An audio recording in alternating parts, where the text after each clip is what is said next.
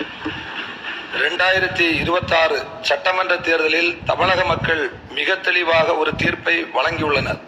தமிழக வெற்றி கழகம் 107 இடங்களில் வெற்றி பெற்று இந்த அவையில் மிகப்பெரிய கட்சியாக உருவெடுத்துள்ளது.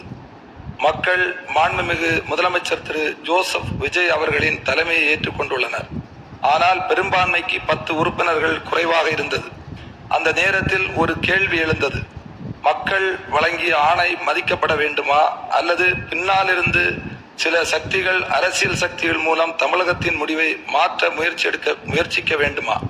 அந்த சூழலில்தான் காங்கிரஸ் கட்சியின் 5 உறுப்பினர்களும், மார்க்சிஸ்ட் கம்யூனிஸ்ட் கட்சி, இந்திய கம்யூனிஸ்ட் கட்சி, இந்திய யூனியன் முஸ்லிம் லீக், விடுதலை சிறுத்தைகள் கட்சி ஆகியவற்றின் தலா 2 உறுப்பினர்களும் ஆதரவு அளித்து மதசார்பற்ற கூட்டணி பெரும்பான்மையை கடந்தது.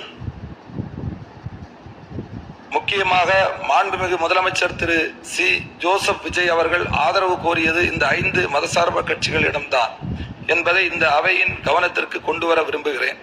இந்த ஆதரவு அரசியல் லாபத்திற்கான ஆதரவு அல்ல. இது ஜனநாயகத்தை பாதுகாக்கும் ஆதரவு. இது தமிழக மக்களின் தீர்ப்பை மதிக்கும் ஆதரவு.